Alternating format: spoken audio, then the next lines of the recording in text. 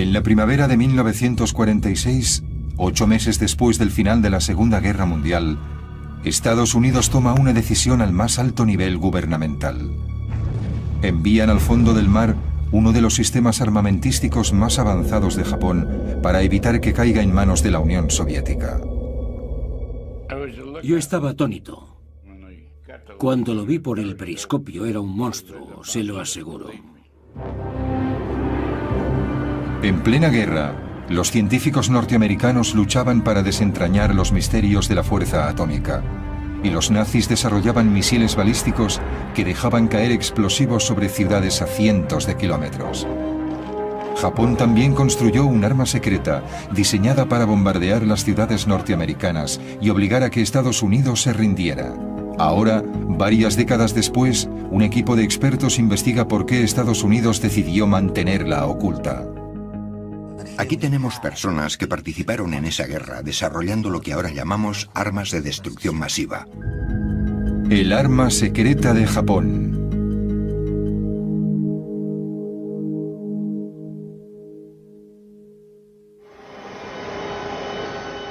En las cercanías de la isla de Oahu, exploradores submarinistas de la Universidad de Hawái están preparándose para una inmersión maniobrando su submarino de investigación en aguas profundas.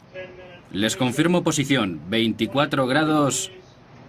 Están a unos 800 metros cuando descubren un naufragio de la Segunda Guerra Mundial del que se ha hablado a menudo, pero que nunca se había localizado. Un arma tan secreta que los norteamericanos no supieron de su existencia hasta el final de la guerra.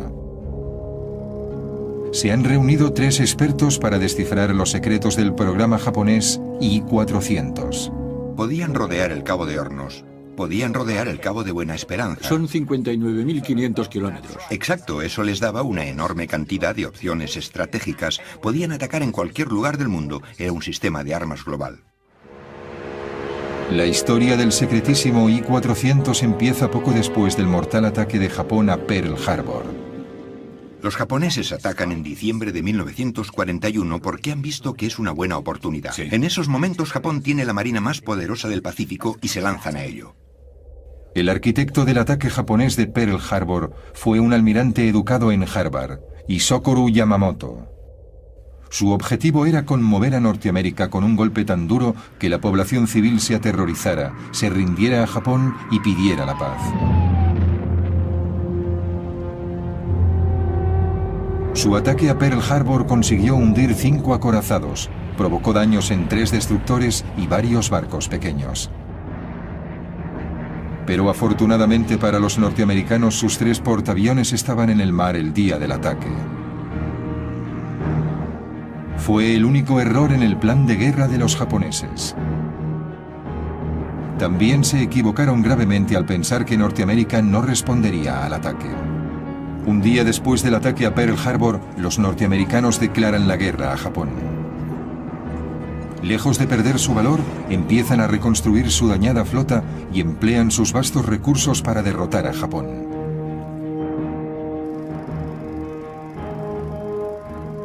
Si Japón quiere obligar a Estados Unidos a negociar, Yamamoto tiene que idear una forma de mantenerlos a la defensiva, desmoralizar a la población civil y hacer que la guerra sea demasiado costosa para que puedan luchar. Y tiene que hacerlo deprisa.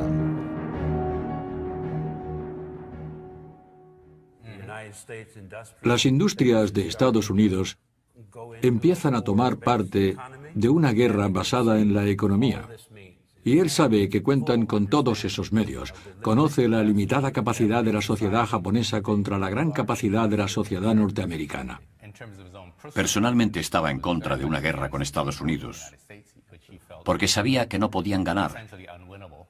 Pero al mismo tiempo, como comandante en jefe de la flota combinada, sabía que tenía que elaborar una estrategia que hiciera viable la guerra de Japón contra Estados Unidos. En los meses siguientes a los de Pearl Harbor, desesperado, Yamamoto busca formas de llevar la guerra al corazón de Estados Unidos, aun sabiendo que está a miles de kilómetros. Estudia el éxito de los U-Boot alemanes, los letales submarinos nazis que dan caza a los barcos en el Atlántico. Desde enero a julio de 1942, los U-Boat alemanes hunden 397 barcos que transportan millones de toneladas de suministros destinados a Gran Bretaña. Algunos fueron torpedeados cuando estaban a la vista de tierra estadounidense. Si los submarinos alemanes pueden acercarse tanto a la costa este de Estados Unidos, ¿por qué los submarinos japoneses no pueden aterrorizar la costa oeste? ¡A sus puestos! Para probar su teoría, Yamamoto ordena una serie de misiones contra la costa oeste de Estados Unidos. Envía un submarino a Santa Bárbara, California, para que bombardee una refinería de petróleo. Provocó pocos daños, pero desencadenó el miedo a una invasión japonesa a todo lo largo de la costa oeste. A lo largo del Pacífico se persigue al submarino japonés que ha traído la guerra a tierra estadounidense. En la costa, el merodeador ha atacado las refinerías de petróleo cercanas a la playa de Santa Bárbara. El trozo de una bomba hecha en Tokio produjo pocos daños, pero ha sido la primera lanzada a orillas norteamericanas durante esta guerra. Al día siguiente, la Brigada de Artillería Costera dispara 1.400 misiles antiaéreos contra lo que creen aviones enemigos, pero no se confirma el avistamiento.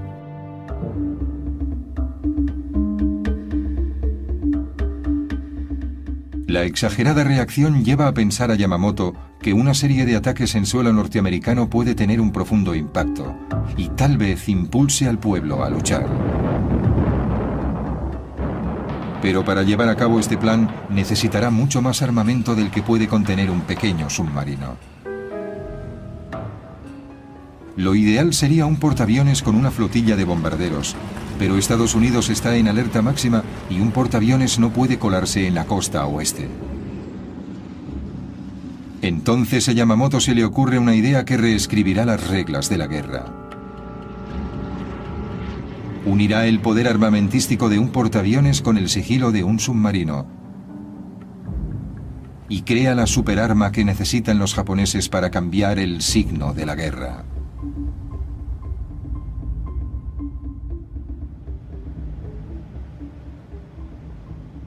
La idea de un submarino que transporte un avión no es nueva, pero solo para una misión específica, el reconocimiento.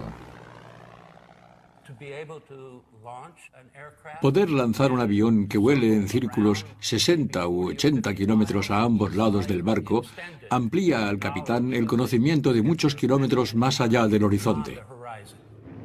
Pero Yamamoto quiere ver si un submarino que lance un avión puede convertirse en un arma ofensiva, que no solo sea un aparato de reconocimiento. Ordena otra misión de prueba. Esta vez un pequeño avión lanzado desde un submarino bombardea Oregón esperando el inicio del fuego enemigo. El ataque resulta fallido, pero la misión convence a Yamamoto de que un submarino puede pasar entre las defensas costeras y atacar a la inadvertida población civil. Si un solo avión lanzado desde un submarino puede sembrar el pánico, tal vez una flota pueda aterrorizar y humillar a Norteamérica. Poder llegar a su destino y lanzar un ataque por aire sin ser descubiertos daría a los japoneses una ventaja que ninguna otra marina, ninguna otra fuerza tenía durante la guerra. Yamamoto ordena a sus ingenieros que diseñen una flota de portaaviones submarinos que puedan cruzar el Pacífico sin ser detectados, desde donde lanzarán un escuadrón de bombarderos de alta tecnología que atacarán las ciudades de la costa oeste para desaparecer después sin dejar rastro, como los U-Boat germanos.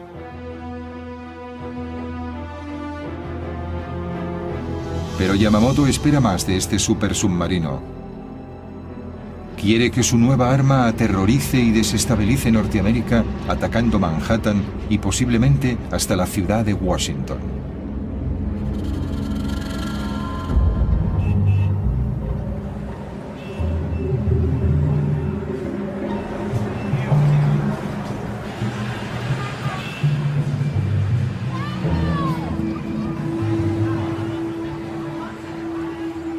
Yamamoto llama a este nuevo submarino sin precedentes I-400 y lo declara alto secreto. Ahora, los japoneses tienen que hallar la forma de construir esta superarma a tiempo para que afecte a la guerra.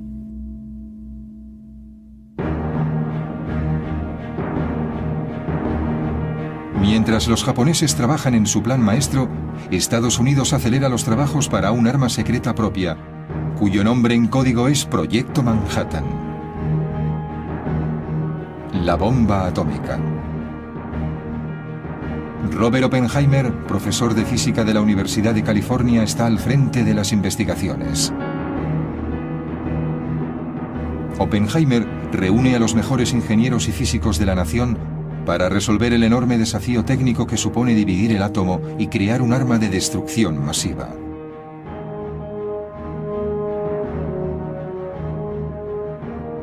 Los norteamericanos temen que los alemanes y los japoneses estén construyendo bombas atómicas, así que deben actuar con rapidez.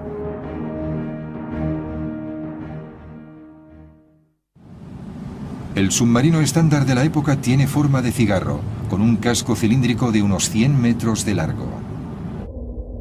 Entonces nadie sabía si un submarino convencional podía soportar un pesado hangar y 3 aeroplanos en la cubierta. Cuando montemos esas piezas, tendremos la maqueta de un submarino que tiene las medidas a escala de un submarino 10 veces más largo que ancho. El doctor Harold Vincent, ingeniero oceánico de la Universidad de Rhode Island, construye un hangar a escala de la maqueta del submarino para ver qué ocurre. Este tubo representa el compartimiento estanco del hangar, los 3 aviones y las bombas que transportan.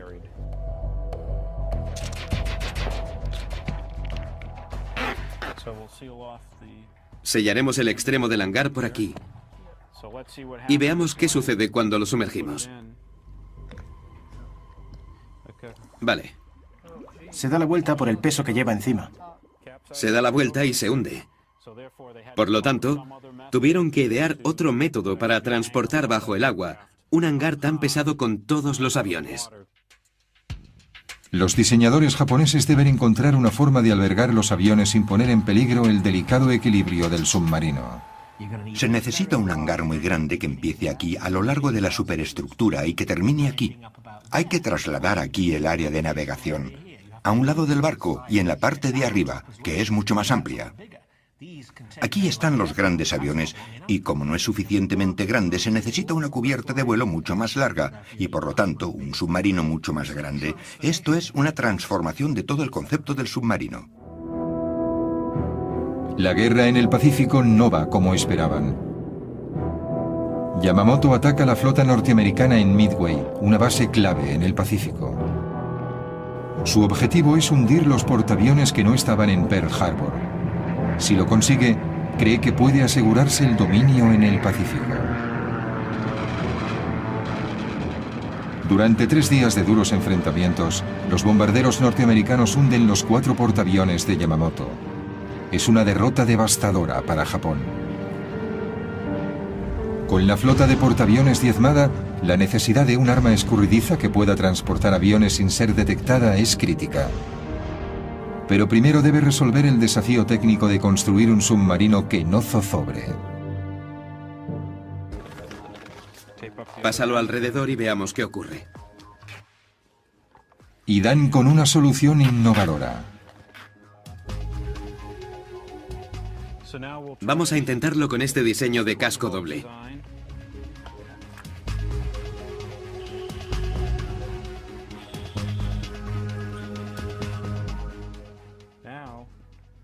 Ahora es muy estable. Se mantiene y no se da la vuelta. 2 cilindros, uno junto al otro, como una escopeta de 2 cañones. Con el mayor problema resuelto, los japoneses pueden por fin empezar a construir su nueva y monstruosa arma y seguir en la guerra. La construcción de los submarinos gigantescos empieza en enero de 1943. El nuevo reto para Yamamoto será utilizar su nueva superarma de la forma más efectiva que sea posible. Por la grave escasez de acero y mano de obra en Japón, solo podrá encargar 18 unidades. Cada submarino transportará 3 bombarderos cargados con una sola bomba, lo que supone como máximo 54 bombas por misión, un armamento muy limitado. En una sola noche, los bombarderos nazis lanzaron sobre Londres 1.400 bombas altamente explosivas. El ataque duró 57 noches, pero aún así, los británicos no se rindieron. El almirante se da cuenta de que sus 54 bombas sirven para provocar daños importantes en las ciudades, pero no para minar la moral de la población. Por eso empieza a considerar otras opciones. Los japoneses buscaban desesperadamente cualquier medio de infligir más sufrimiento a Estados Unidos. Y en un esfuerzo por evitar el avance o provocar una negociación de paz, pensaron en utilizar gérmenes contra las ciudades norteamericanas. Se discutió y era obvio que la forma de liberarlos era mediante un avión lanzado desde un submarino. Para optimizar la efectividad de esta pequeña flota, los japoneses buscan un tipo diferente de bomba, algo que pueda matar miles de personas en un solo ataque para rendir a Norteamérica.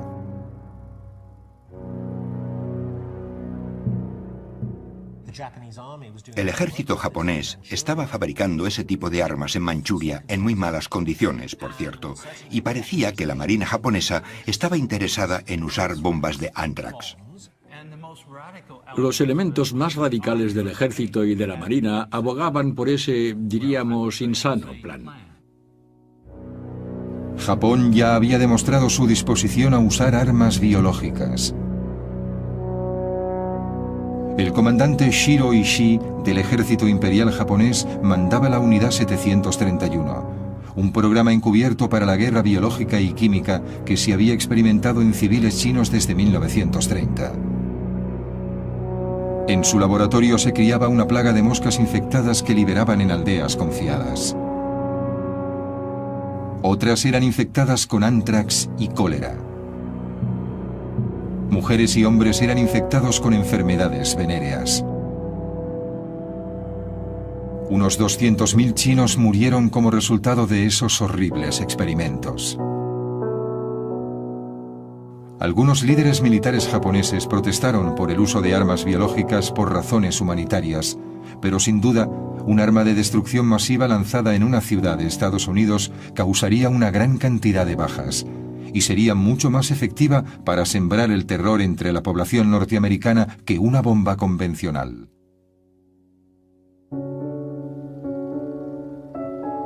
Enero de 1943.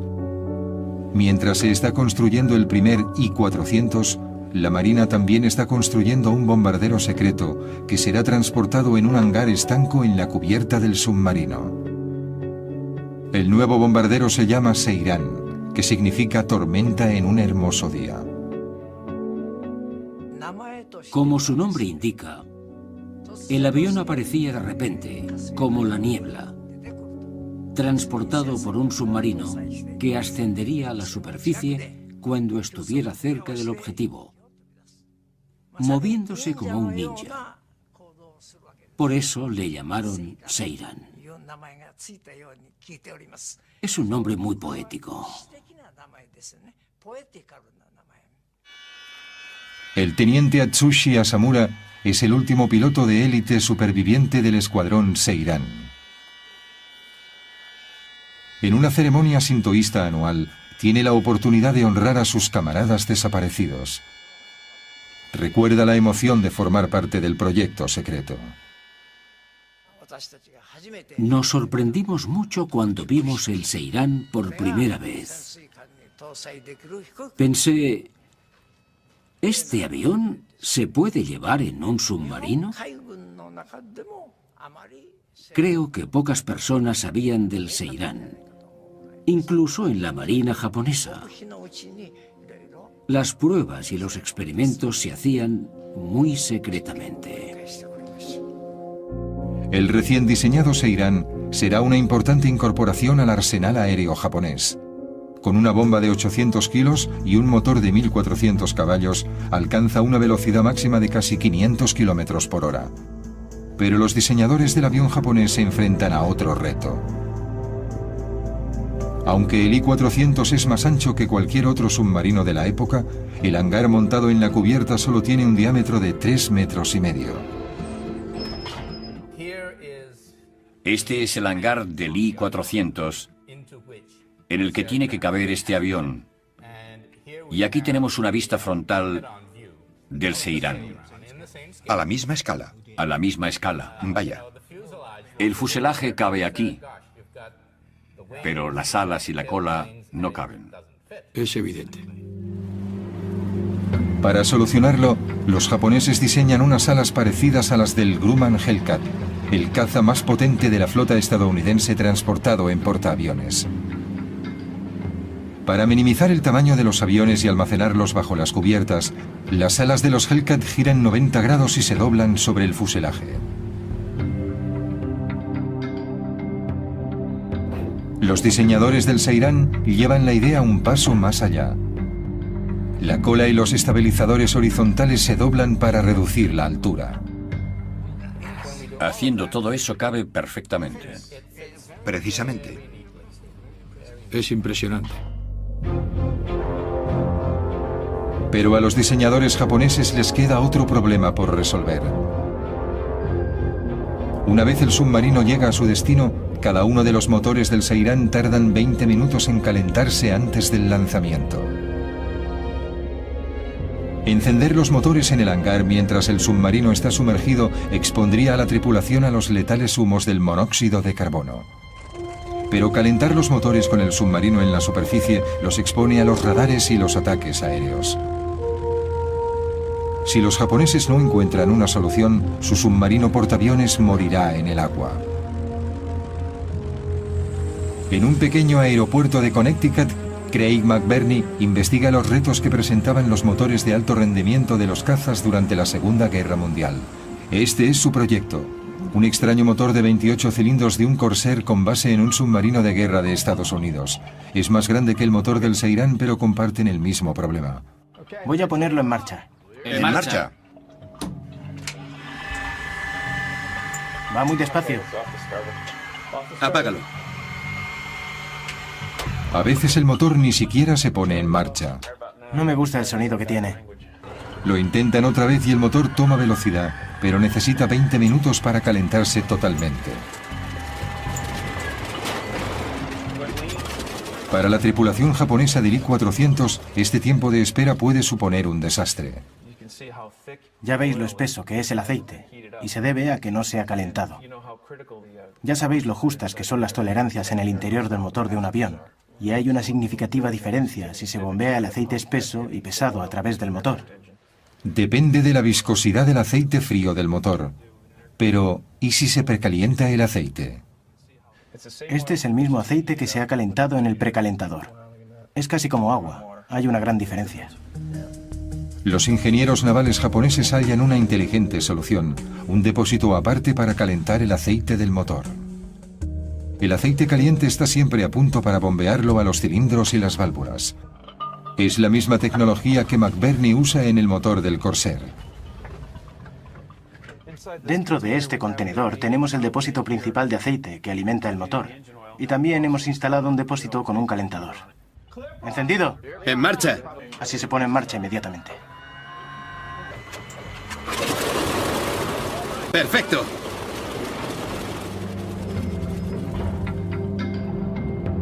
Con el aceite del motor precalentado, el avión sale del hangar hacia la rampa de despegue. El motor está en marcha. Las alas, la cola y los estabilizadores horizontales se despliegan y se colocan en posición.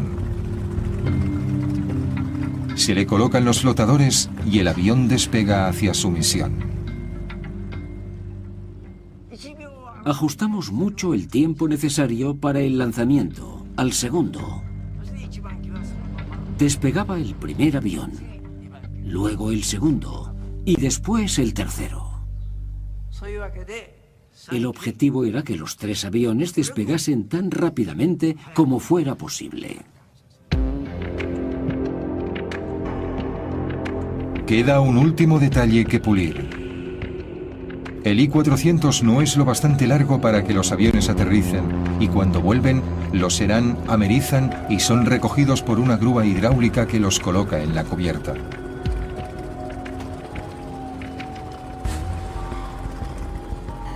Resueltos los problemas de ingeniería, parece que el programa I-400 marcha a toda vela. Pero en abril de 1943, la Marina japonesa sufre una devastadora pérdida. El objetivo de Estados Unidos es matar al almirante Yamamoto. Su avión es derribado en las Islas Salomón.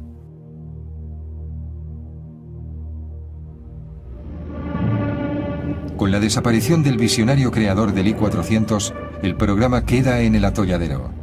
El pedido de 18 submarinos se rebaja a solo 9 unidades.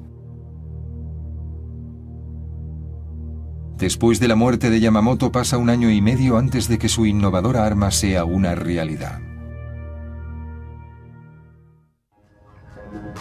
Diciembre de 1944. Por fin se termina el primer I-400. Unos meses después está listo otro submarino. Los grandes submarinos transportan 3 hidroaviones bombarderos en un hangar de 31 metros de largo. Una catapulta de aire comprimido lanza los aviones, incluso en mares embravecidos.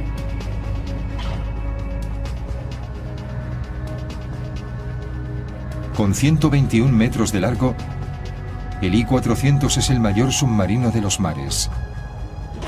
Además, va fuertemente armado.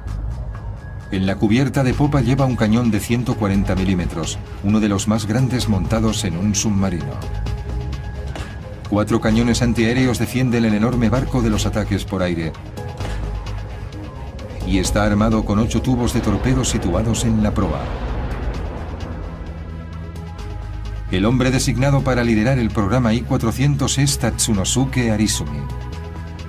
Estaba al mando del ataque submarino a Pearl Harbor. La tripulación ha sido escogida entre lo mejor de la Marina y es bien tratada. La moral de los hombres es alta, pero el alto mando japonés conoce la realidad.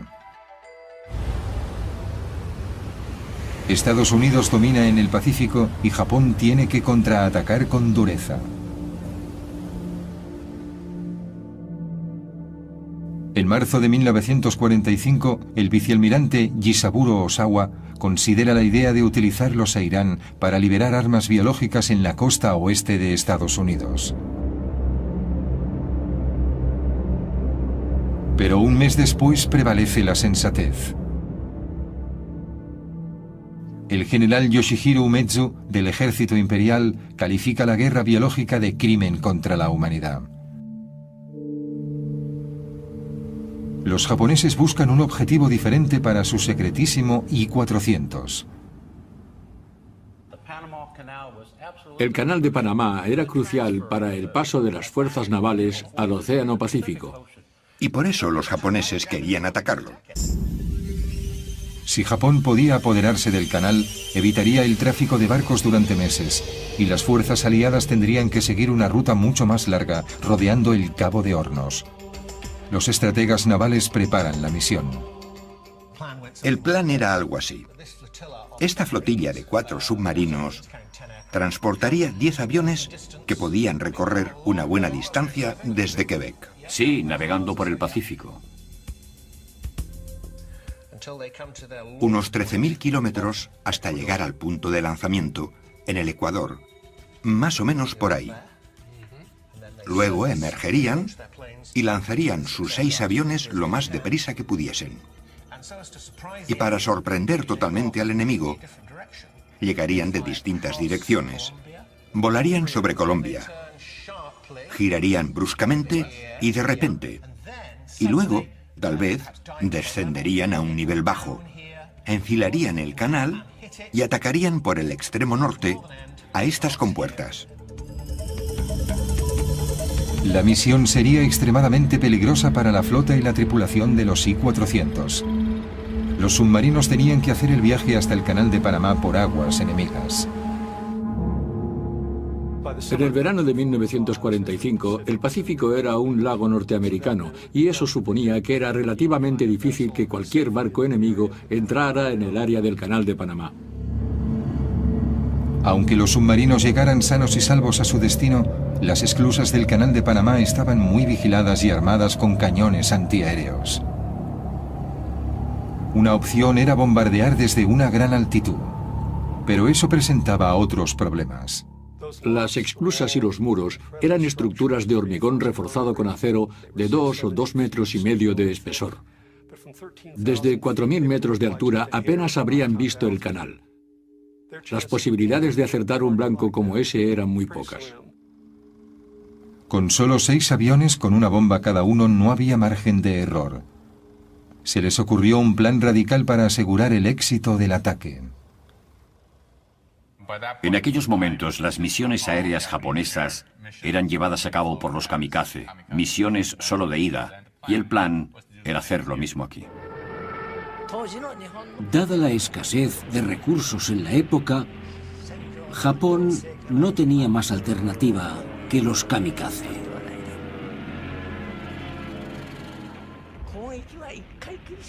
Sé que es una controversia, que muchas personas están en contra, pero creo que entonces no había elección. Sabíamos que probablemente no dieran en el blanco, incluso con varias bombas. Así que la única opción eran los kamikaze.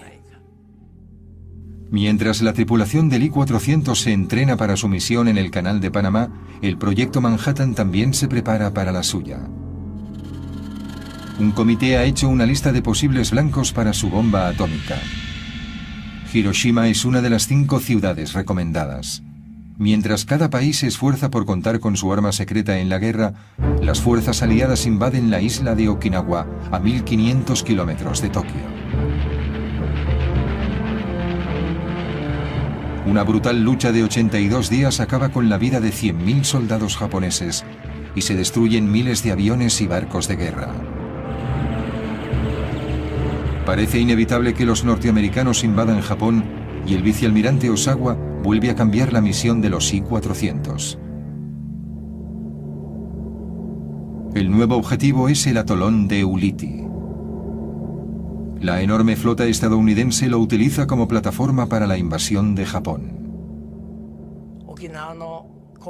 Ulithi era la base ideal para las unidades que atacaron Okinawa, y tal vez para las que serían enviadas a la confrontación final en tierra. Seguramente desde allí también se enviaban los suministros. En la foto se veían varios portaaviones norteamericanos. El cuartel general nos ordenó atacar a todos los que pudiésemos. El plan es para los 2 supersubmarinos, el I-400 y su gemelo, el I-401, y 2 submarinos más pequeños, que salen desde Japón por separado. Luego se encontrarán en un lugar predeterminado. Antes del amanecer del 17 de agosto, Seis e Irán se lanzarán en un ataque kamikaze.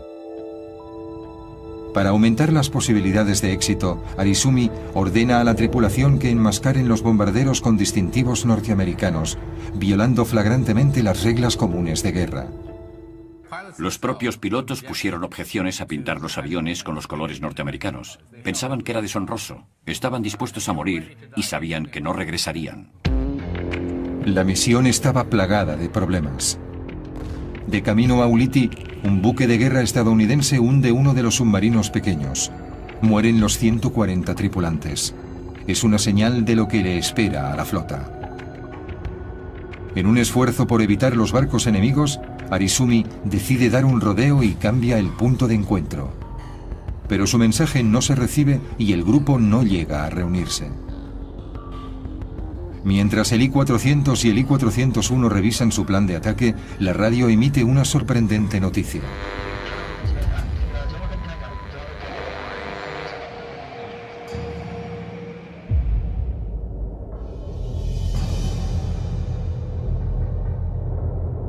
Estados Unidos ha derrotado a Japón con su arma secreta. El 6 de agosto, una bomba atómica aniquila la ciudad de Hiroshima y mata a unas 80.000 personas. El 9 de agosto, una segunda bomba cae sobre Nagasaki. Provoca 40.000 muertes y deja la ciudad en ruinas. 6 días después, el 15 de agosto, Japón se rinde a Estados Unidos.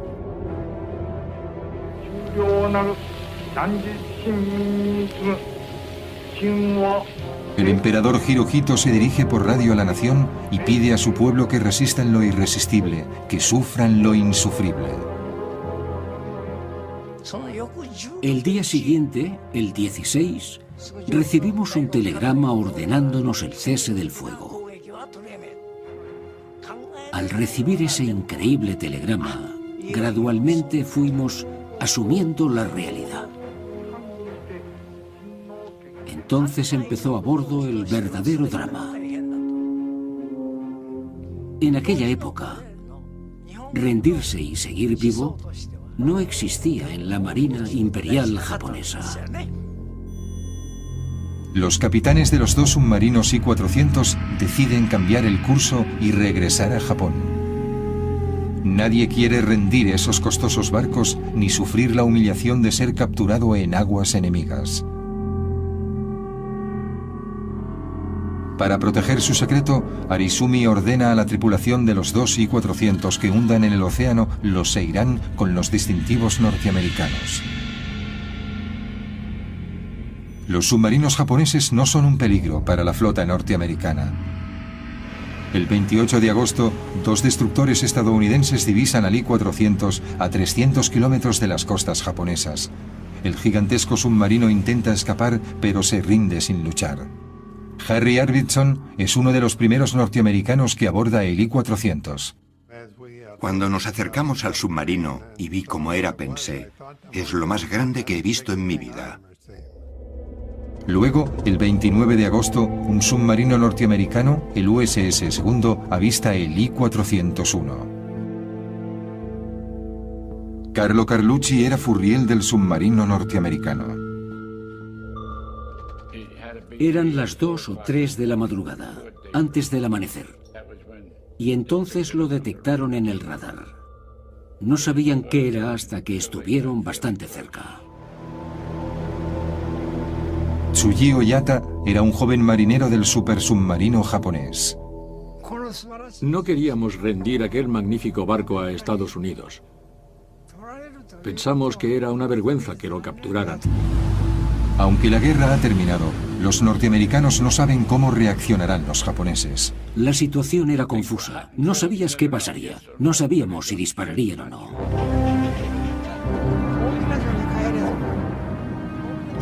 Nos dirigíamos a Japón,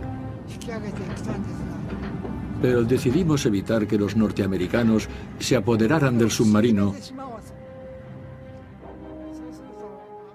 y hablamos de hundirlo cerca de la costa. Antes de que los japoneses pudieran llevar a cabo su plan, fallaron los motores del submarino.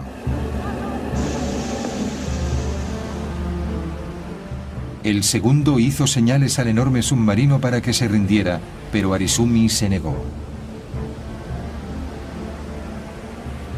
Pasaron varias tensas horas con las armas del segundo apuntando al I-401. Muneo Bando recuerda la captura.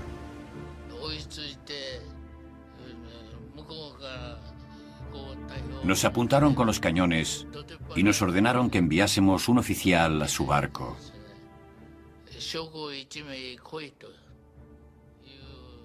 Dijimos, ¿qué quieren? ¿Que enviemos a alguien? Envíennos a alguien.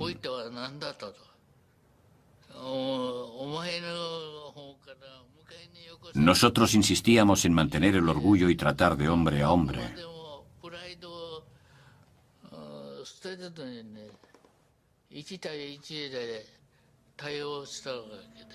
Bando habla algo de inglés y lo envían a negociar con los norteamericanos.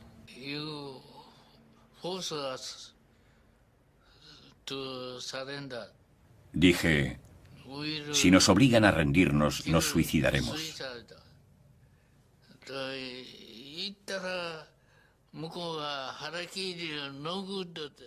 Me contestaron, el harakiri no es bueno. Entendieron la palabra harakiri. Tokio ordena al I-401 que se rinda al segundo. Finalmente Arizumi asume lo inevitable y se iza la bandera negra, la señal internacional de rendición. Pero para el comandante Arizumi, la humillación de la derrota es demasiado grande. Fui a tomarme una taza de café y me senté un rato. Oí un fuerte bang. Se había suicidado. El capitán y yo entramos corriendo y vimos que se había quitado la vida. El capitán dijo, finalmente lo ha hecho.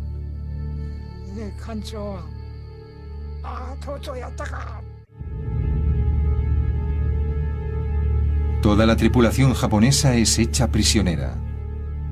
Marineros, pilotos y personal auxiliar. Oficiales submarinistas norteamericanos toman el control del gigantesco submarino. Enseguida se percatan de que están en un barco que no tiene nada que ver con los que han visto hasta ahora. Uno de los primeros norteamericanos que abordan el I-401 es un joven marinero llamado Paul Whitmer.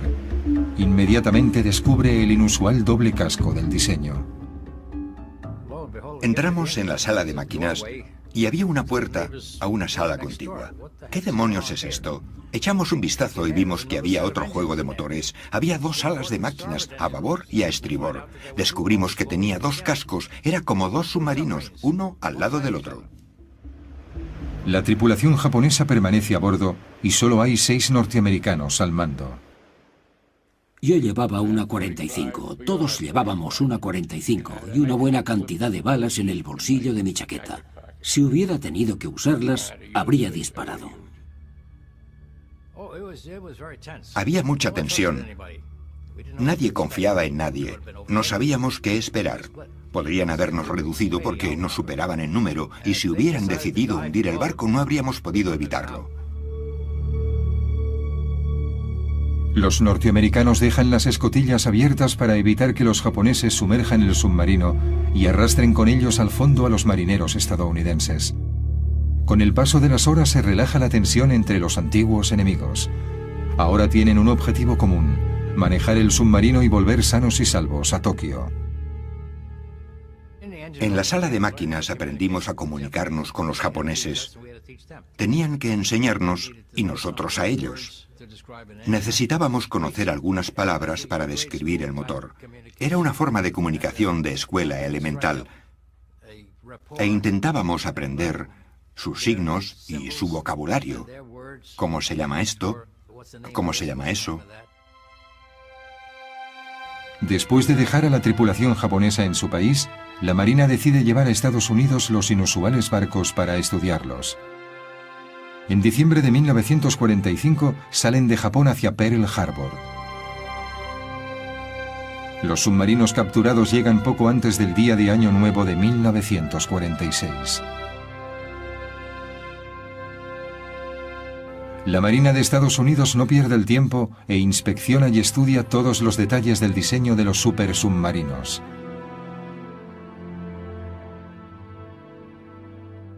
Pero en la primavera de 1946 se hace patente una nueva situación y los I-400 vuelven a ser secretos.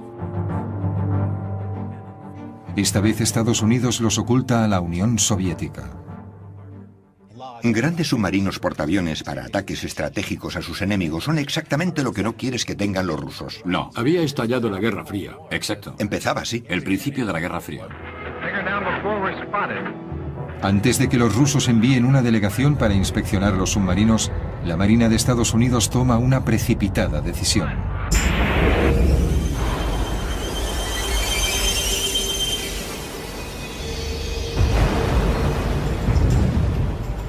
El 31 de mayo de 1946 hunden el I-401 en las costas de Pearl Harbor. 2 días después, el I-400 se reúne con él en el fondo del mar, y con ellos van los secretos de la ingeniería japonesa de la Segunda Guerra Mundial. Nadie conocerá todo su potencial.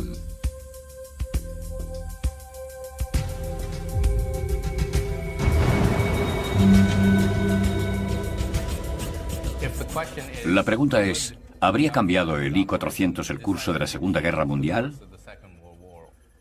Seguramente no. Yo creo que no. Exactamente. Habría empeorado las cosas en 1942, pero en 1945 no. Cierto. Japón se rindió por la superioridad aplastante del material de Estados Unidos. Estados Unidos se esforzó y deseaba desplegar esa fuerza arrolladora hasta vengarse del ataque a Pearl Harbor.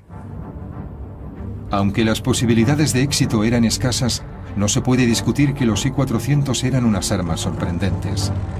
Un triunfo de la tecnología que llegó demasiado tarde. Pero lo más importante es el precedente que sentaron para la lucha submarina en la Guerra Fría, al amanecer de la era atómica. En los años 50 hizo su aparición un nuevo tipo de submarino norteamericano con una gran semejanza con el supersubmarino japonés. La clase Regulus, con hangar sobre la cubierta para el lanzamiento de misiles en vez de aviones, abriendo el camino a los submarinos portamisiles que son el centro del moderno arsenal nuclear. Yo no creo que nadie pensara en submarinos que pudieran atacar ciudades enemigas. Y esa idea la vemos hoy en las armas nucleares primarias de Estados Unidos, Francia, Gran Bretaña e incluso de Rusia. Misiles con cabeza nuclear que pueden ser lanzados desde submarinos contra ciudades enemigas.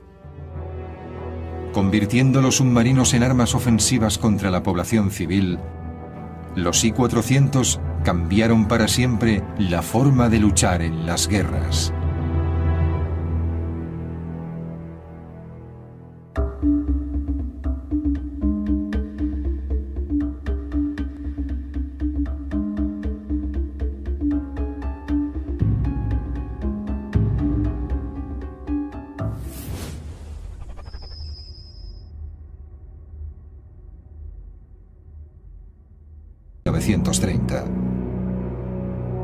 En su laboratorio se criaba una plaga de moscas infectadas que liberaban en aldeas confiadas. Otras eran infectadas con antrax y cólera. Mujeres y hombres eran infectados con enfermedades venéreas. Unos 200.000 chinos murieron como resultado de esos horribles experimentos. Algunos líderes militares japoneses protestaron por el uso de armas biológicas por razones humanitarias, pero sin duda, un arma de destrucción masiva lanzada en una ciudad de Estados Unidos causaría una gran cantidad de bajas, y sería mucho más efectiva para sembrar el terror entre la población norteamericana que una bomba convencional.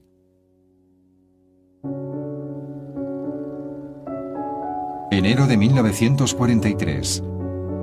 Mientras se está construyendo el primer I-400, la Marina también está construyendo un bombardero secreto que será transportado en un hangar estanco en la cubierta del submarino.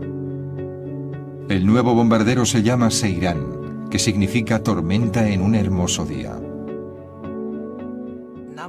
Como su nombre indica, el avión aparecía de repente, como la niebla, transportado por un submarino que ascendería a la superficie cuando estuviera cerca del objetivo, moviéndose como un ninja.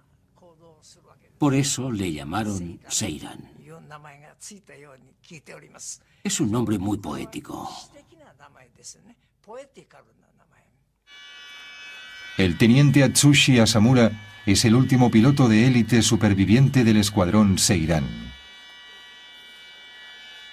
En una ceremonia sintoísta anual, tiene la oportunidad de honrar a sus camaradas desaparecidos.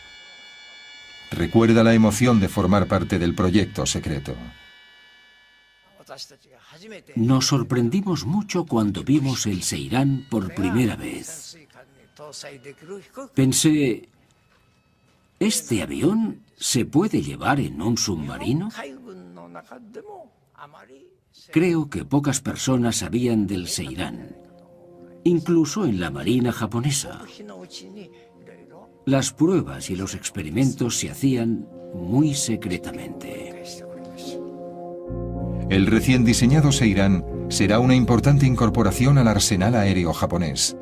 Con una bomba de 800 kilos y un motor de 1400 caballos, alcanza una velocidad máxima de casi 500 kilómetros por hora. Pero los diseñadores del avión japonés se enfrentan a otro reto. Aunque el I-400 es más ancho que cualquier otro submarino de la época, el hangar montado en la cubierta solo tiene un diámetro de 3,5 metros. Este es el hangar del I-400, en el que tiene que caber este avión. Y aquí tenemos una vista frontal del Seirán. A la misma escala. A la misma escala. Vaya. El fuselaje cabe aquí, pero las alas y la cola no caben. Es evidente. Para solucionarlo, los japoneses diseñan unas alas parecidas a las del Grumman Hellcat, el caza más potente de la flota estadounidense transportado en portaaviones. Para minimizar el tamaño de los aviones y almacenarlos bajo las cubiertas, las alas de los Hellcat giran 90 grados y se doblan sobre el fuselaje. Los diseñadores del Seirán llevan la idea un paso más allá. La cola y los estabilizadores horizontales se doblan para reducir la altura. Haciendo todo eso cabe perfectamente. Precisamente. Es impresionante. Pero a los diseñadores japoneses les queda otro problema por resolver. Una vez el submarino llega a su destino, cada uno de los motores del Seirán tardan 20 minutos en calentarse antes del lanzamiento. Encender los motores en el hangar mientras el submarino está sumergido expondría a la tripulación a los letales humos del monóxido de carbono. Pero calentar los motores con el submarino en la superficie los expone a los radares y los ataques aéreos. Si los japoneses no encuentran una solución, su submarino portaaviones morirá en el agua. En un pequeño aeropuerto de Connecticut, Craig McBurney investiga los retos que presentaban los motores de alto rendimiento de los cazas durante la Segunda Guerra Mundial. Este es su proyecto: un extraño motor de 28 cilindros de un Corsair con base en un submarino de guerra de Estados Unidos. Es más grande que el motor del Seirán, pero comparten el mismo problema. Voy a ponerlo en marcha. En marcha. Va muy despacio. Apágalo. A veces el motor ni siquiera se pone en marcha. No me gusta el sonido que tiene. Lo intentan otra vez y el motor toma velocidad, pero necesita 20 minutos para calentarse totalmente. Para la tripulación japonesa del I-400, este tiempo de espera puede suponer un desastre. Ya veis lo espeso que es el aceite, y se debe a que no se ha calentado. Ya sabéis lo justas que son las tolerancias en el interior del motor de un avión, y hay una significativa diferencia si se bombea el aceite espeso y pesado a través del motor. Depende de la viscosidad del aceite frío del motor. Pero, ¿y si se precalienta el aceite? Este es el mismo aceite que se ha calentado en el precalentador. Es casi como agua. Hay una gran diferencia. Los ingenieros navales japoneses hallan una inteligente solución: un depósito aparte para calentar el aceite del motor. El aceite caliente está siempre a punto para bombearlo a los cilindros y las válvulas. Es la misma tecnología que McBurney usa en el motor del Corsair. Dentro de este contenedor tenemos el depósito principal de aceite que alimenta el motor. Y también hemos instalado un depósito con un calentador. ¿Encendido? En marcha. Así se pone en marcha inmediatamente. Perfecto.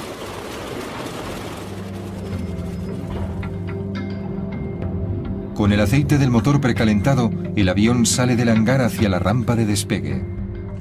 El motor está en marcha. Las alas, la cola y los estabilizadores horizontales se despliegan y se colocan en posición.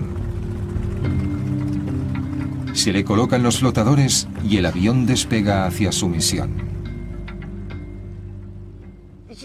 Ajustamos mucho el tiempo necesario para el lanzamiento, al segundo. Despegaba el primer avión, luego el segundo y después el tercero. El objetivo era que los 3 aviones despegasen tan rápidamente como fuera posible. Queda un último detalle que pulir. El I-400 no es lo bastante largo para que los aviones aterricen, y cuando vuelven, los serán, amerizan y son recogidos por una grúa hidráulica que los coloca en la cubierta.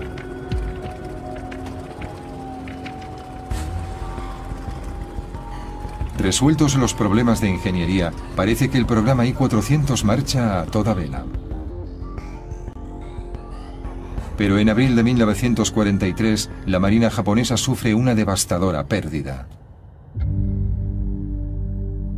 El objetivo de Estados Unidos es matar al almirante Yamamoto. Su avión es derribado en las Islas Salomón. Si un solo avión lanzado desde un submarino puede sembrar el pánico, tal vez una flota pueda aterrorizar y humillar a Norteamérica. Poder llegar a su destino y lanzar un ataque por aire sin ser descubiertos daría a los japoneses una ventaja que ninguna otra marina, ninguna otra fuerza tenía durante la guerra.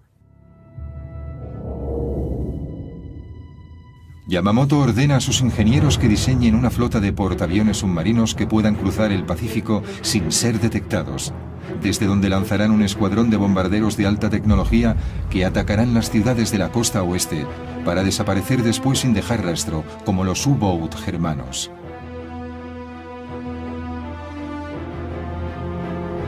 Pero Yamamoto espera más de este supersubmarino.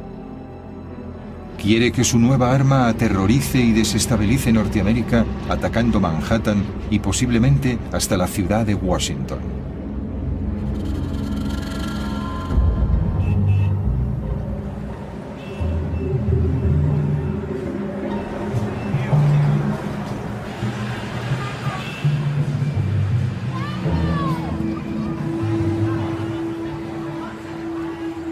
Yamamoto llama a este nuevo submarino sin precedentes I-400 y lo declara alto secreto. Ahora, los japoneses tienen que hallar la forma de construir esta superarma a tiempo para que afecte a la guerra.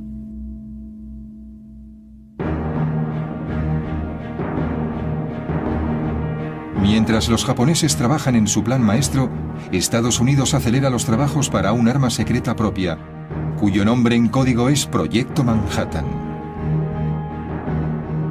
La bomba atómica. Robert Oppenheimer, profesor de física de la Universidad de California, está al frente de las investigaciones.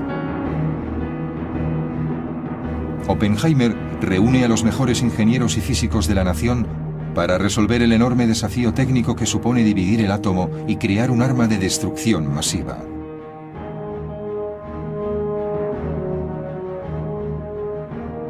Los norteamericanos temen que los alemanes y los japoneses estén construyendo bombas atómicas, así que deben actuar con rapidez.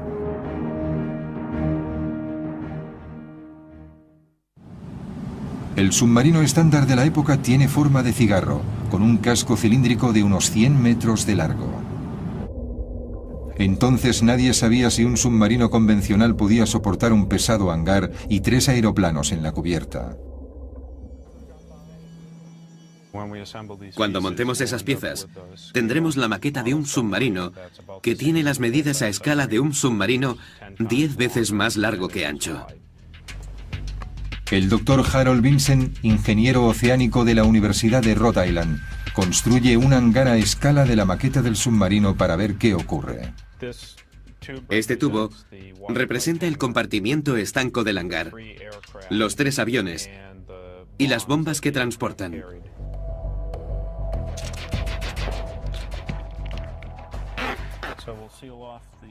Sellaremos el extremo del hangar por aquí y veamos qué sucede cuando lo sumergimos. Vale. Se da la vuelta por el peso que lleva encima. Se da la vuelta y se hunde. Por lo tanto, tuvieron que idear otro método para transportar bajo el agua un hangar tan pesado con todos los aviones.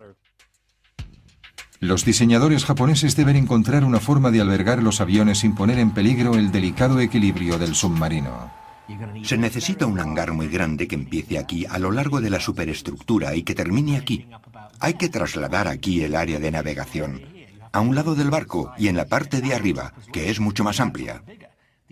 Aquí están los grandes aviones y como no es suficientemente grande se necesita una cubierta de vuelo mucho más larga y por lo tanto un submarino mucho más grande. Esto es una transformación de todo el concepto del submarino.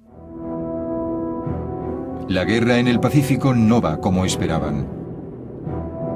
Yamamoto ataca la flota norteamericana en Midway, una base clave en el Pacífico. Su objetivo es hundir los portaaviones que no estaban en Pearl Harbor. Si lo consigue, cree que puede asegurarse el dominio en el Pacífico. Durante 3 días de duros enfrentamientos, los bombarderos norteamericanos hunden los 4 portaaviones de Yamamoto. Es una derrota devastadora para Japón. Con la flota de portaaviones diezmada, la necesidad de un arma escurridiza que pueda transportar aviones sin ser detectada es crítica. Pero primero debe resolver el desafío técnico de construir un submarino que no zozobre. Pásalo alrededor y veamos qué ocurre. Y dan con una solución innovadora. Vamos a intentarlo con este diseño de casco doble.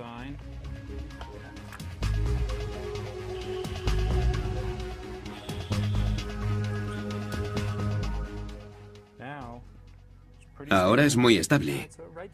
Se mantiene y no se da la vuelta. 2 cilindros, uno junto al otro, como una escopeta de 2 cañones. Con el mayor problema resuelto, los japoneses pueden por fin empezar a construir su nueva y monstruosa arma y seguir en la guerra. La construcción de los submarinos gigantescos empieza en enero de 1943.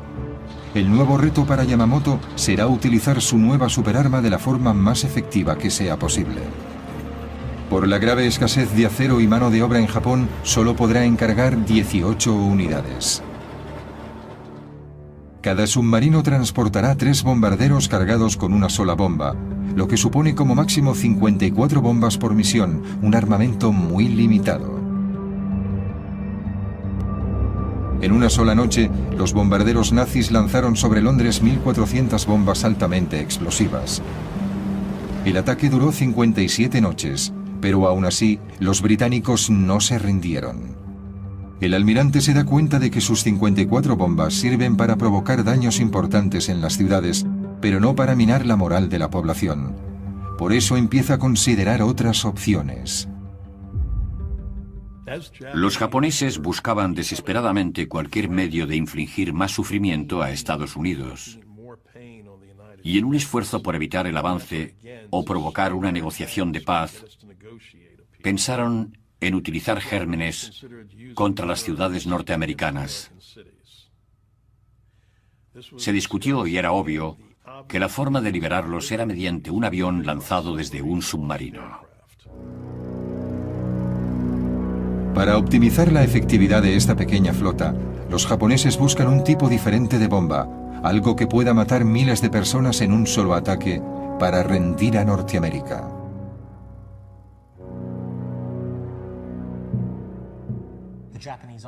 El ejército japonés estaba fabricando ese tipo de armas en Manchuria en muy malas condiciones, por cierto, y parecía que la marina japonesa estaba interesada en usar bombas de Anthrax. Los elementos más radicales del ejército y de la marina abogaban por ese, diríamos, insano plan. Japón ya había demostrado su disposición a usar armas biológicas. El comandante Shiro Ishii del ejército imperial japonés mandaba la unidad 731, un programa encubierto para la guerra biológica y química que se había experimentado en civiles chinos desde 1900.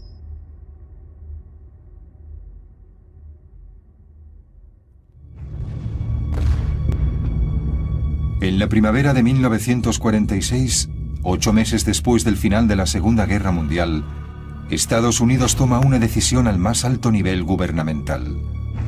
Envían al fondo del mar uno de los sistemas armamentísticos más avanzados de Japón para evitar que caiga en manos de la Unión Soviética.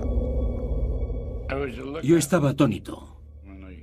Cuando lo vi por el periscopio era un monstruo, se lo aseguro. En plena guerra, Los científicos norteamericanos luchaban para desentrañar los misterios de la fuerza atómica, y los nazis desarrollaban misiles balísticos que dejaban caer explosivos sobre ciudades a cientos de kilómetros. Japón también construyó un arma secreta diseñada para bombardear las ciudades norteamericanas y obligar a que Estados Unidos se rindiera. Ahora, varias décadas después, un equipo de expertos investiga por qué Estados Unidos decidió mantenerla oculta. Aquí tenemos personas que participaron en esa guerra desarrollando lo que ahora llamamos armas de destrucción masiva. El arma secreta de Japón.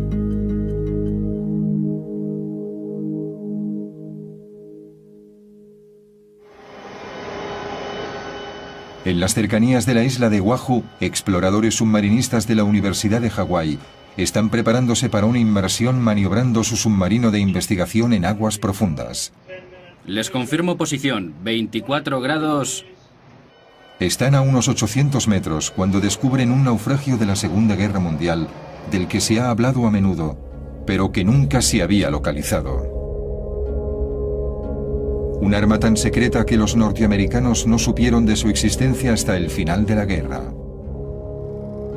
Se han reunido 3 expertos para descifrar los secretos del programa japonés I-400.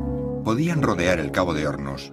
Podían rodear el Cabo de Buena Esperanza. Son 59.500 kilómetros. Exacto, eso les daba una enorme cantidad de opciones estratégicas. Podían atacar en cualquier lugar del mundo. Era un sistema de armas global. La historia del secretísimo I-400 empieza poco después del mortal ataque de Japón a Pearl Harbor.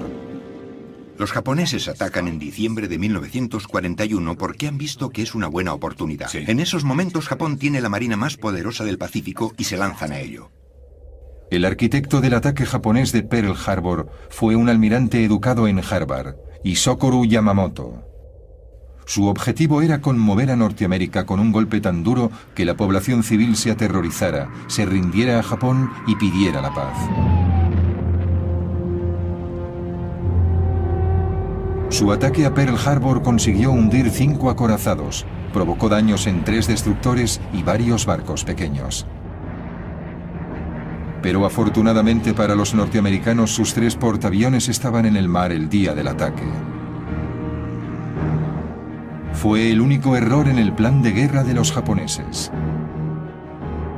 También se equivocaron gravemente al pensar que Norteamérica no respondería al ataque. Un día después del ataque a Pearl Harbor, los norteamericanos declaran la guerra a Japón. Lejos de perder su valor, empiezan a reconstruir su dañada flota y emplean sus vastos recursos para derrotar a Japón.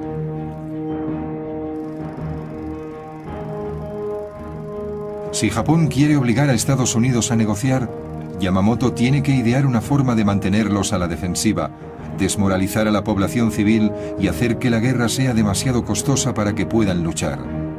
Y tiene que hacerlo deprisa.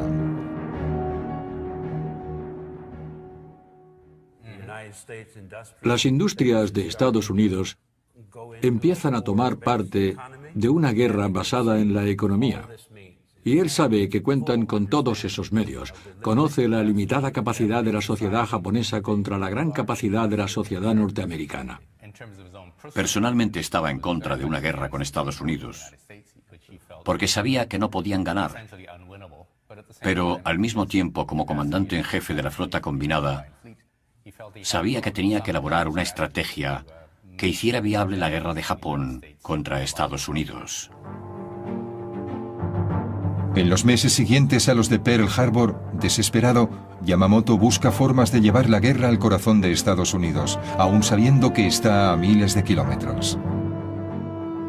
Estudia el éxito de los U-Boat alemanes, los letales submarinos nazis que dan caza a los barcos en el Atlántico.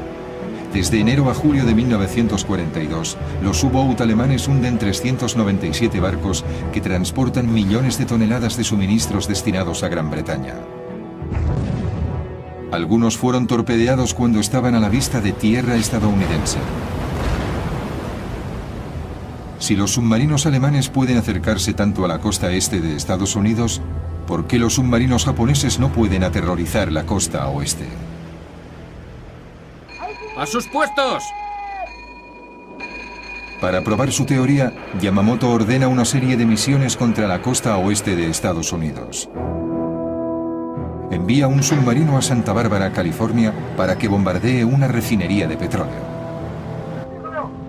Provocó pocos daños, pero desencadenó el miedo a una invasión japonesa a todo lo largo de la costa oeste.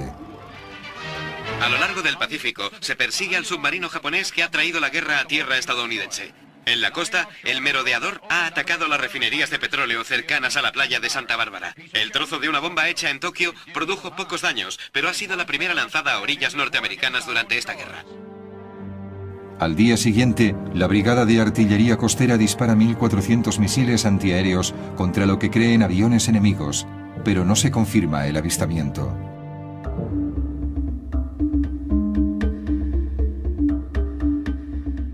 La exagerada reacción lleva a pensar a Yamamoto que una serie de ataques en suelo norteamericano puede tener un profundo impacto y tal vez impulse al pueblo a luchar. Pero para llevar a cabo este plan necesitará mucho más armamento del que puede contener un pequeño submarino. Lo ideal sería un portaaviones con una flotilla de bombarderos, pero Estados Unidos está en alerta máxima y un portaaviones no puede colarse en la costa oeste. Entonces a Yamamoto se le ocurre una idea que reescribirá las reglas de la guerra. Unirá el poder armamentístico de un portaaviones con el sigilo de un submarino y crea la superarma que necesitan los japoneses para cambiar el signo de la guerra.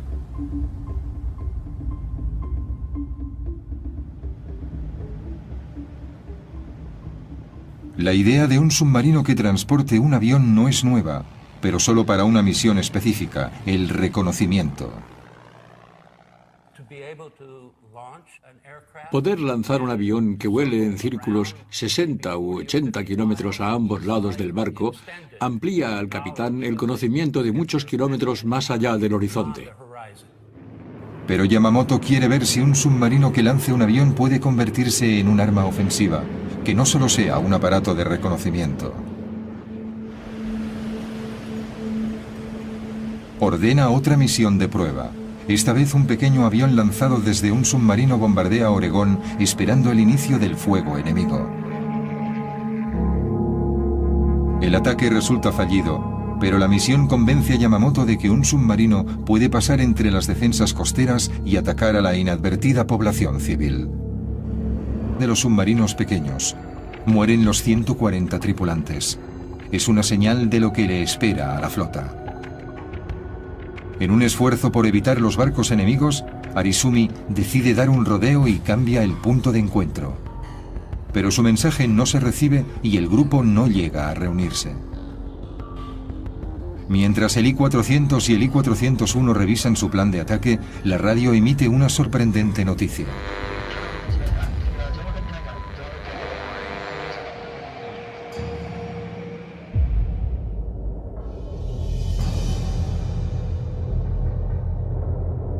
Estados Unidos ha derrotado a Japón con su arma secreta. El 6 de agosto, una bomba atómica aniquila la ciudad de Hiroshima y mata a unas 80.000 personas. El 9 de agosto, una segunda bomba cae sobre Nagasaki. Provoca 40.000 muertes y deja la ciudad en ruinas. 6 días después, el 15 de agosto, Japón se rinde a Estados Unidos.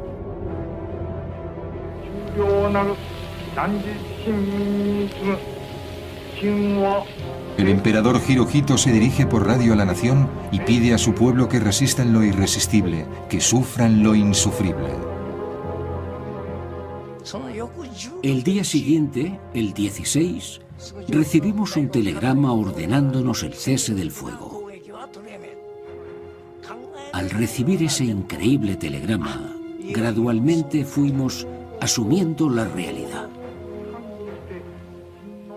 Entonces empezó a bordo el verdadero drama. En aquella época, rendirse y seguir vivo no existía en la Marina Imperial japonesa. Los capitanes de los dos submarinos I-400 deciden cambiar el curso y regresar a Japón. Nadie quiere rendir esos costosos barcos ni sufrir la humillación de ser capturado en aguas enemigas.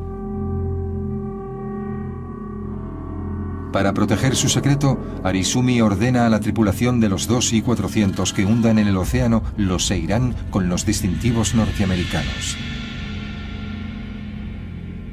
Los submarinos japoneses no son un peligro para la flota norteamericana. El 28 de agosto, dos destructores estadounidenses divisan al I-400 a 300 kilómetros de las costas japonesas.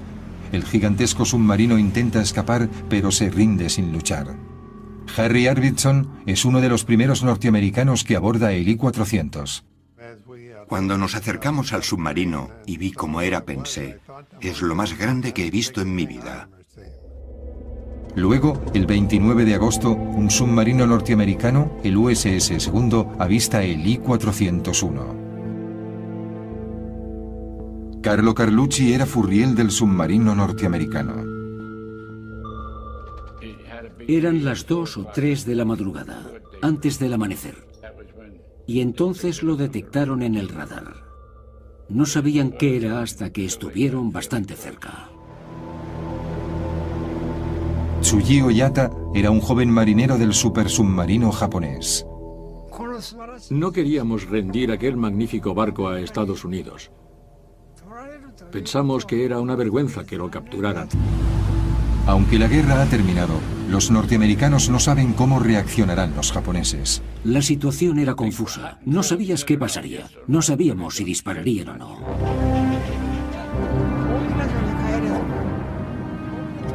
Nos dirigíamos a Japón, pero decidimos evitar que los norteamericanos se apoderaran del submarino y hablamos de hundirlo cerca de la costa. Antes de que los japoneses pudieran llevar a cabo su plan, fallaron los motores del submarino.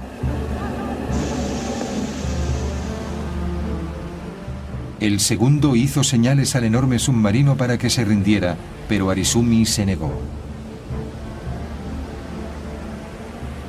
Pasaron varias tensas horas con las armas del Segundo apuntando al I-401. Muneo Bando recuerda la captura.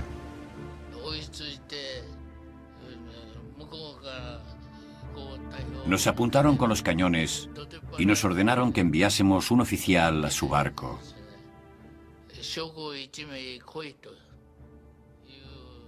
Dijimos, ¿qué quieren? ¿Que enviemos a alguien? Envíennos a alguien.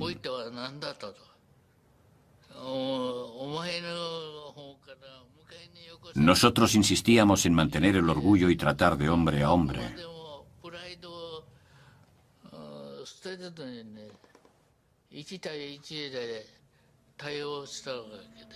Bando habla algo de inglés y lo envían a negociar con los norteamericanos.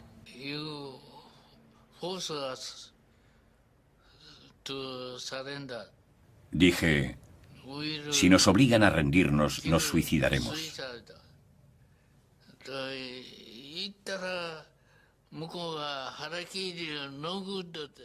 Me contestaron, el harakiri no es bueno. Entendieron la palabra harakiri. Tokio ordena al I-401 que se rinda al Segundo. Finalmente Arizumi asume lo inevitable y se iza la bandera negra, la señal internacional de rendición. Pero para el comandante Arizumi, la humillación de la derrota es demasiado grande. Fui a tomarme una taza de café y me senté un rato. Oí un fuerte bang. Se había suicidado. El capitán y yo entramos corriendo y vimos que se había quitado la vida. El capitán dijo, finalmente lo ha hecho.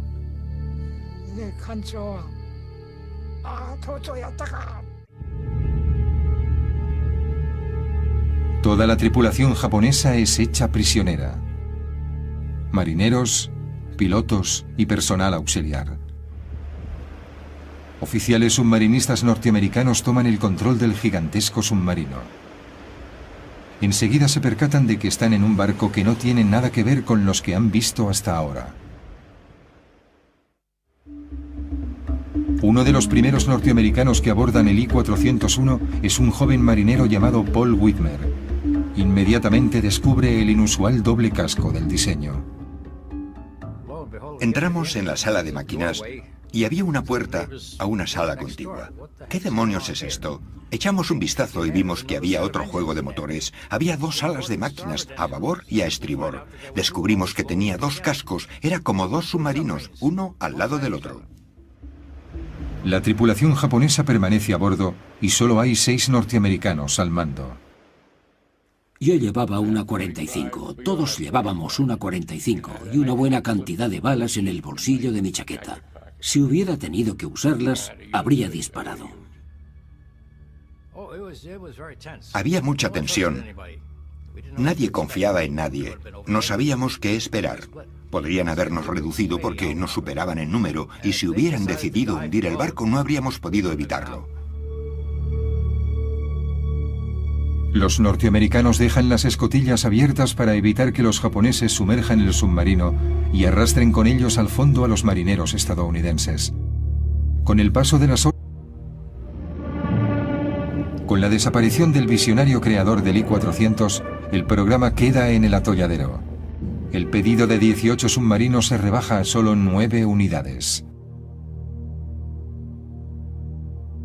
Después de la muerte de Yamamoto pasa 1 año y medio antes de que su innovadora arma sea una realidad. Diciembre de 1944. Por fin se termina el primer I-400. Unos meses después está listo otro submarino. Los grandes submarinos transportan 3 hidroaviones bombarderos en un hangar de 31 metros de largo. Una catapulta de aire comprimido lanza los aviones, incluso en mares embravecidos.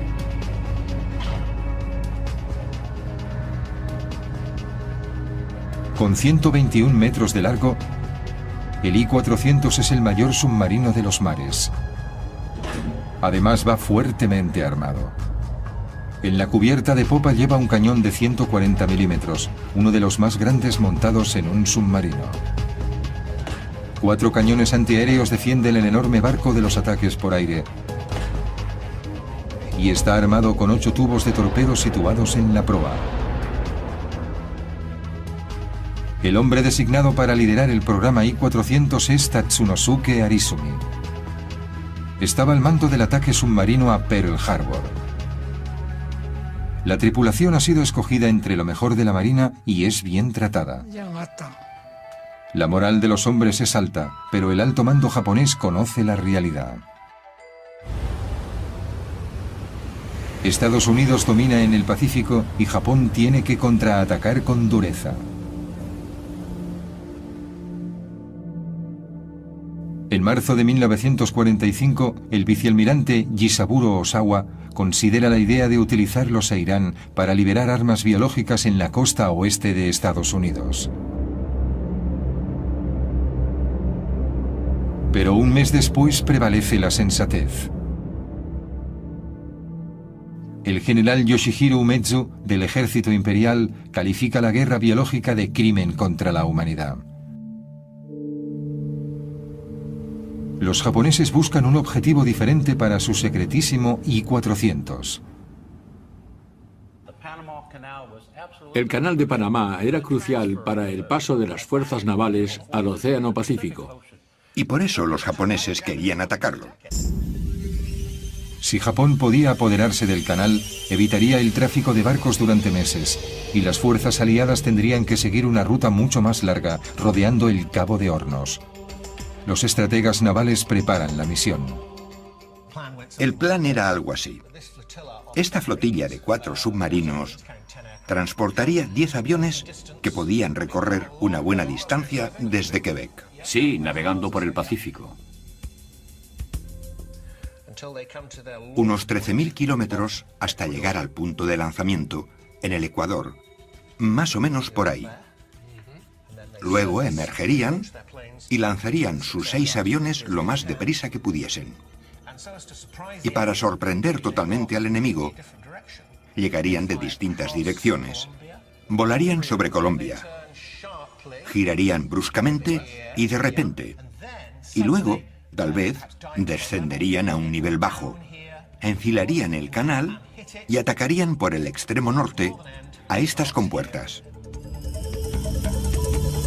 La misión sería extremadamente peligrosa para la flota y la tripulación de los I-400. Los submarinos tenían que hacer el viaje hasta el Canal de Panamá por aguas enemigas. En el verano de 1945, el Pacífico era un lago norteamericano y eso suponía que era relativamente difícil que cualquier barco enemigo entrara en el área del Canal de Panamá. Aunque los submarinos llegaran sanos y salvos a su destino, las esclusas del Canal de Panamá estaban muy vigiladas y armadas con cañones antiaéreos. Una opción era bombardear desde una gran altitud, pero eso presentaba otros problemas. Las esclusas y los muros eran estructuras de hormigón reforzado con acero de 2 o 2,5 metros de espesor. Desde 4.000 metros de altura apenas habrían visto el canal. Las posibilidades de acertar un blanco como ese eran muy pocas. Con solo 6 aviones con una bomba cada uno no había margen de error. Se les ocurrió un plan radical para asegurar el éxito del ataque. En aquellos momentos, las misiones aéreas japonesas eran llevadas a cabo por los kamikaze, misiones solo de ida, y el plan era hacer lo mismo aquí. Dada la escasez de recursos en la época, Japón no tenía más alternativa que los kamikaze.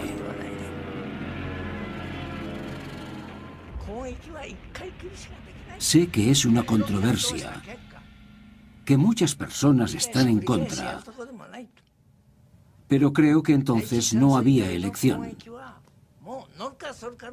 Sabíamos que probablemente no dieran en el blanco, incluso con varias bombas. Así que la única opción eran los kamikaze. Mientras la tripulación del I-400 se entrena para su misión en el Canal de Panamá, el proyecto Manhattan también se prepara para la suya. Un comité ha hecho una lista de posibles blancos para su bomba atómica. Hiroshima es una de las 5 ciudades recomendadas. Mientras cada país se esfuerza por contar con su arma secreta en la guerra, las fuerzas aliadas invaden la isla de Okinawa, a 1.500 kilómetros de Tokio. Una brutal lucha de 82 días acaba con la vida de 100.000 soldados japoneses y se destruyen miles de aviones y barcos de guerra. Parece inevitable que los norteamericanos invadan Japón y el vicealmirante Osawa vuelve a cambiar la misión de los I-400. El nuevo objetivo es el atolón de Ulithi. La enorme flota estadounidense lo utiliza como plataforma para la invasión de Japón. Ulithi era la base ideal para las unidades que atacaron Okinawa y tal vez para las que serían enviadas a la confrontación final en tierra. Seguramente desde allí también se enviaban los suministros. En la foto se veían varios portaaviones norteamericanos. El cuartel general nos ordenó atacar a todos los que pudiésemos. El plan es para los 2 supersubmarinos, el I-400 y su gemelo, el I-401, y 2 submarinos más pequeños, que salen desde Japón por separado. Luego se encontrarán en un lugar predeterminado. Antes del amanecer del 17 de agosto, Seisei-Irán se lanzarán en un ataque kamikaze. Para aumentar las posibilidades de éxito, Arizumi ordena a la tripulación que enmascaren los bombarderos con distintivos norteamericanos, violando flagrantemente las reglas comunes de guerra. Los propios pilotos pusieron objeciones a pintar los aviones con los colores norteamericanos. Pensaban que era deshonroso, estaban dispuestos a morir y sabían que no regresarían. La misión estaba plagada de problemas. De camino a Ulithi, un buque de guerra estadounidense hunde uno